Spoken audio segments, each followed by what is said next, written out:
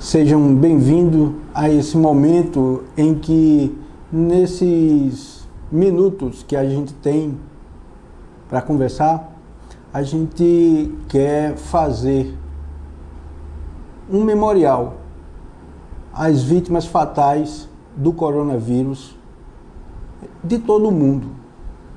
E queremos compartilhar com vocês a experiência de apontar como os trabalhadores da categoria bancária, do ramo financeiro, como um todo, sejam lotéricos, sejam bancários, estão adoecendo e, infelizmente, alguns até morrendo por conta dessa pandemia.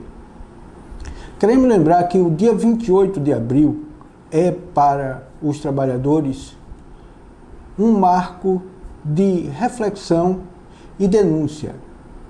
Denúncia do fracasso total de todo o mundo do trabalho em evitar mortes.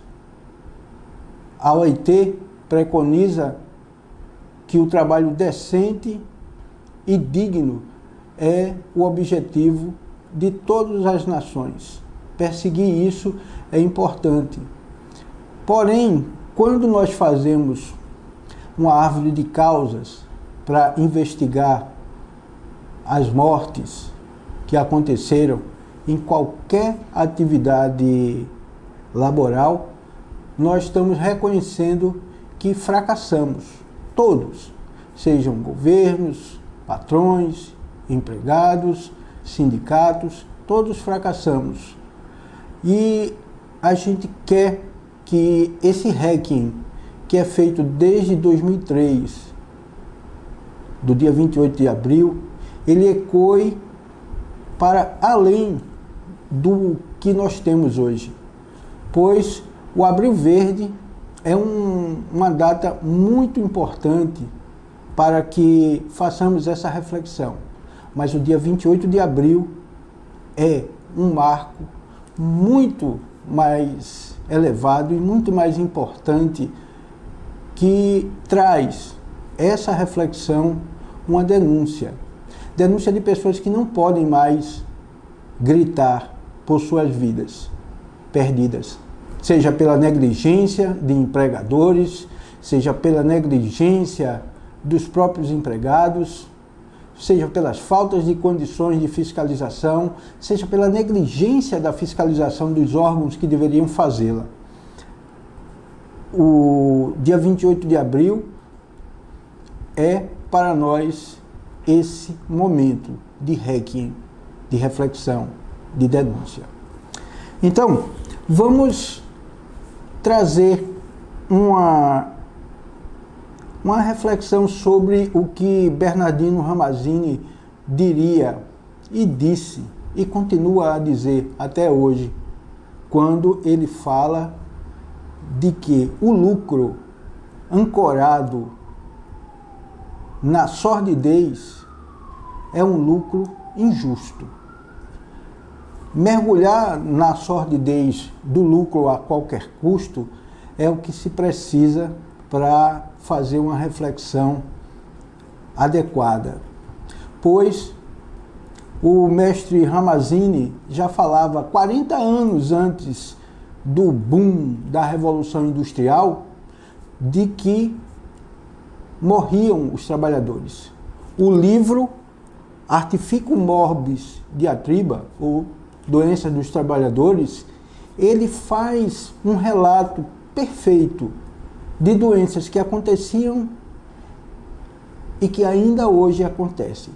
304, 307 anos depois do livro ser publicado, nós vemos que a doença dos escreventes que acometiam as mãos são as mesmas doenças que hoje acometem digitadores, gerentes, caixas, e isso é importante para que nós façamos essa reflexão. A pandemia por si só já é uma coisa fora de controle. E eu estive vendo uma reportagem sobre como as pandemias moldaram a sociedade e o ser humano nessa terra. Quando nós vemos um vírus ter uma capacidade tão absurda e tão alastrante de infecção, nós nos perguntamos realmente se os trabalhadores terão como, junto com as entidades que tratam da saúde no país e no mundo, condições de conseguirem parar, frear a taxa de infecção nos locais de trabalho. Nossa situação hoje é pouco confortável. Infelizmente, nós estamos vivendo um momento em que tanto o governo federal, com todo o seu aparato, com todo o staff que tem de saúde do trabalhador e de saúde pública comum, consegue dar enfrentamento a isso. Tamanha a virulência dessa infecção. Mas, se nós pararmos mais calmamente e fizermos uma avaliação, independente de qual seja o modelo político perfeito ou imperfeito, qualquer país no mundo está passando pelo que nós estamos passando. Porém, a compreensão do gestor público de como se dá o tratamento, o enfrentamento a isso, é a diferença entre morte e vida. Na verdade, as medidas que nós vemos ser aplicadas aqui no Brasil diferem muito do que nós vemos em outros países do mundo. O foco aqui é a economia, onde o indivíduo é um detalhe. E o que nós vemos de ações para lidar com isso faz com que fiquemos estarrecidos. R$200. Essa era a ajuda que os trabalhadores informais teriam se não fosse a intervenção do Congresso. E eu fico me perguntando se não teria sido melhor um salário mínimo. São poucos meses que esperamos ficar com essa pandemia, mas todas as garantias foram dadas ao governo para que o Ministério da Economia garantisse, junto com o Ministério da Saúde, mais vidas. A economia, ela não pode ser o centro da atenção ao indivíduo, mas quando a opção claramente não é o trabalhador, não é o cidadão, nós ficamos à mercê de um jogo onde o trabalhador é o peão a ser descartado nessa batalha. As garantias, de fato, foram dadas e estão sendo dadas desde as reformas trabalhistas e da Previdência para diminuir os custos que empregadores têm com seus empregados. E, na verdade, isso é uma parte muito injusta, porque um não sobrevive sem o outro, nem a economia sobrevive sem as indústrias, e tampouco as indústrias vão conseguir sobreviver sem o trabalhador. A garantia de um meio onde exista dignidade e exista garantia da vida é fundamental para isso. Por isso, precisamos entender claramente como se dão as ramificações dessa árvore de causa para que um exemplo como esse que nós temos não se repita, embora tenhamos a experiência da gripe espanhola e de tantas outras pandemias que já houveram, mas igual a essa, nunca. Compreender que no local de trabalho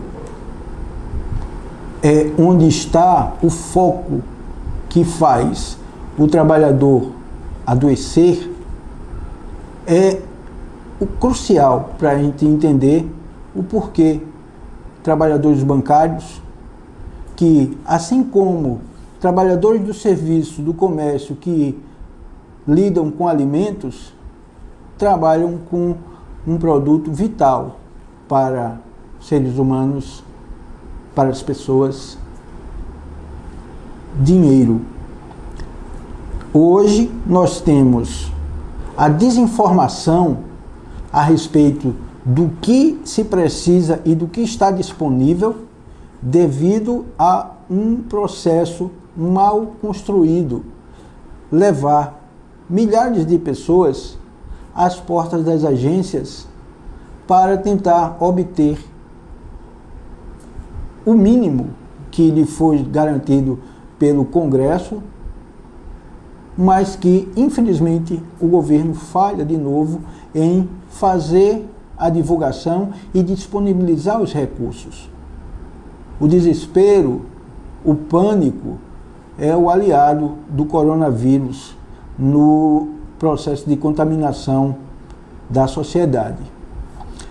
A gente costuma observar que, por mais que a categoria bancária tenha uma das convenções coletivas mais sólidas e fortes do país, onde várias conquistas que nós temos, outras categorias não têm, somente sendo o trabalhador dessa área, um trabalhador consciente de sua força, nós conseguiremos fazer com que essas melhorias do local de trabalho se consolidem. Vejam, nós trabalhamos em uma categoria que lida com o mesmo produto, tem os mesmos ambientes de trabalho iguais e, por isso, precisam da mesma proteção, pois adoecem e morrem dos mesmos tipos de patologias e dos mesmos tipos de acidentes. Inerente ao setor bancário, temos prevalentemente doenças do sistema de Lehr e Dort, hoje chamado AMERT, afecções musculoesqueléticas relacionadas ao trabalho. É muita terminologia para chegar à mesma conclusão que Bernardino Ramazzini chegou há 300 anos atrás. O trabalhador que está hoje na função de gerência, de caixa, desenvolve Lehr-Dort do mesmo jeito que os escreventes, os escribas cartoriais desenvolviam naquele período. Então, se nós temos os mesmos locais de trabalho e precisamos da mesma proteção, por que os caixas dos bancos privados têm uma barreira física de vidro separando-os do cliente que atende e os funcionários da Caixa e do Banco do Brasil, como vocês veem aqui, não tem? São os mesmos tipos de locais de trabalho, são os mesmos tipos de risco que nós estamos expostos, seja a vulnerabilidade da segurança bancária, pois no local onde não tem barreira física, qualquer golpista pode assaltar o trabalhador que o atende. Da mesma forma que durante uma pandemia, uma pessoa que está num processo de contaminado, mas assintomático, pode contaminar toda uma agência. E essa agência pode contaminar toda uma comunidade, toda a sua família. Esse risco, ele poderia ser mitigado se os bancos federais, Caixa Econômica, Banco do Brasil, adotassem a mesma proteção coletiva que outros bancos adotam. E por que não adotam? Por uma estratégia de marketing, de estar mais próximo do cliente, só balela. Na verdade, o que precisa é uma compreensão do empregador de que ele é responsável pela segurança do seu trabalhador. Então, quando eu tenho um trabalhador na área de caixa exposto ao contágio do coronavírus por não ter nada que impeça que as gotículas de pessoas, de saliva de pessoas contaminadas o atinjam. Isso é um fato. EPIs muito tardiamente passaram a ser utilizados. Máscaras cirúrgicas, máscaras com proteção plástica, tudo isso está sendo feito agora. Mas, apesar de alguns bancos construírem barreiras físicas até para os gerentes não terem contato, mas manterem o atendimento às pessoas que precisam desse atendimento, nós também vemos uma resistência muito grande nos bancos oficiais em fazê-lo, lamentavelmente. A quantidade de bancários acometidos de sorologia positiva do coronavírus cresce exponencialmente. A quantidade de agências que estão ficando fechadas para que as pessoas que estão no banco sejam tratadas, fiquem em isolamento, também cresce exponencialmente. Isso faz crescer a insatisfação da população que precisa do serviço. Pessoas insatisfeitas geram pessoas agressivas. É isso que nós temos visto nas portas dos bancos.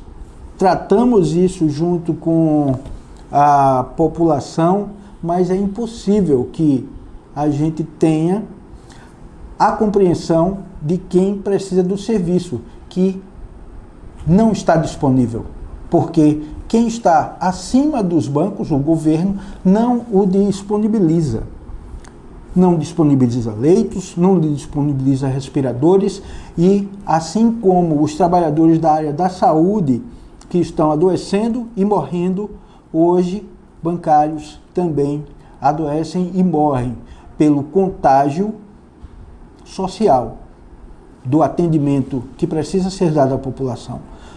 Esse é o trágico momento que vivemos. Então, se a gente observa aquela árvore de causas que a gente falava no início, nós vemos que os equipamentos de proteção coletiva não são utilizados por mera mesquinhez, os equipamentos de proteção individual foram tardiamente utilizados, estão chegando agora, quando já estamos há quase um mês de contato com o vírus. E, por último, a gente vê que todo esse esforço ele esbarra quando a contaminação social ela é promovida por incompetência do governo em evitar que as aglomerações ocorram, porque se não há informação, há pânico. Se há pânico, é isso que nós vemos. Temos uma crítica a fazer. A nossa população de trabalhadores, ela, como qualquer outra, somatiza os efeitos de uma crise. Então, se nós temos trabalhadores vítimas de assalto, sequestro e violência no local de trabalho, que causam, junto com o assédio moral e as pressões, um grande número de afastados, nós temos comorbidades naturais que são geradas e que contribuem para a diminuição da nossa taxa de imunidade e, com isso, a quantidade de pessoas que estão adoecendo e se afastando vai fazendo com que o nosso efetivo de trabalhadores na agência se resuma cada vez mais ao mínimo que dispomos. Concluindo, então, os trabalhadores do setor bancário adoecem e morrem devido a um somatório de ineficiência na proteção dado pelos empregadores, grande parte de informação falha por quem deveria fornecer à população, e contágio social. Não há como estar em contato com centenas de pessoas durante um dia, onde várias delas estejam infectadas, e mesmo que não saibam, estejam assintomáticas, vão terminar por contaminar também os bancários, assim como qualquer pessoa.